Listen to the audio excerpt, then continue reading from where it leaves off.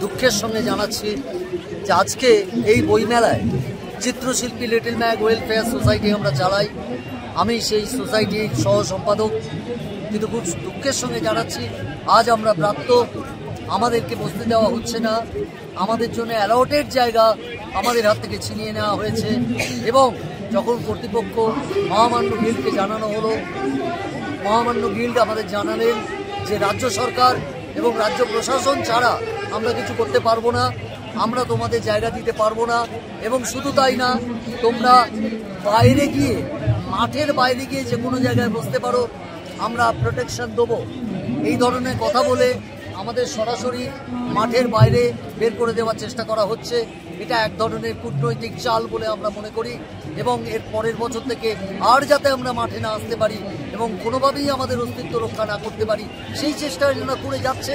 এবং এটা আজ নয়, এটা দীর্ঘমেয়াদী একটা পরিকল্পনা। কখনো কখনো ওনারা আমাদের বলেন শিল্পীরা বসে আমাদের ভালো লাগে, কখনো ওনারা বলেন আমরা বই প্রেমীদের সঙ্গে যখন মিশি এবং বুক সেলার্সদের সঙ্গে যখন মিশি, তারা তখন বলেন যে বইয়ের সঙ্গে শিল্পীদের একটা নিবিড় সম্পর্ক আছে, বইয়ের প্রচ্ছদ আমরাই আঁকি, বইয়ের ভেতরে আর ডিজাইনগুলো আমরাই করি, আমরা বিভিন্ন ইলাস্ট্রেশনের কাজও করি।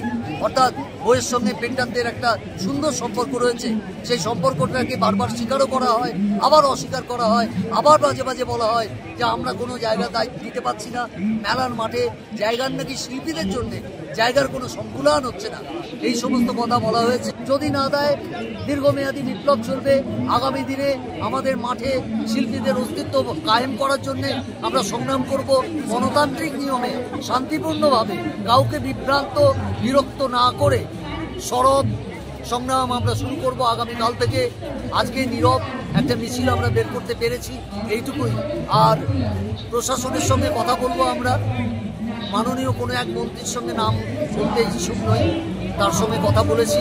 তিনি বলেছেন কর্তৃপক্ষের সঙ্গে কথা বলে জানাবেন যে আমাদের অস্তিত্ব থাকবে নাকি থাকবে না, আমাদের বসতে দেওয়া হবে নাকি হবে না।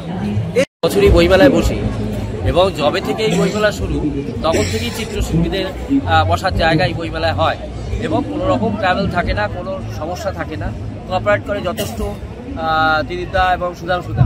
হয়তো একটা দুটো দিন লেট হয়, কিন্তু আমরা বসি এবং আমাদের বসতে দেয়। এবছর প্রথম 2025 সালে সরাসরি বলা হলো যে আমাদের এখতিয়ারে নেই, তোমরা বইমেলায় বসবে তাহলে চলে যাও রাজ্য সরকারের কাছে, তারা যদি পারমিশন দেয় আমরা বসিয়ে দেব। এই ধরনের কথা আমাদের বলা হলো। এখন আমরা আমাদের আজকের যে আমাদের এই ছিল পরিকল্পনা, সেটা হলো মৌন মিছিল, এবং আমরা কোনো রকম স্লোগান দিচ্ছি না, জাস্ট আমাদের কথাগুলো ব্যানারে এবং পোস্টারে আমাদের ভাষাগুলো সেখানে লিখেছি, এইটুকু জাস্ট ওনাদের জানান দেওয়া।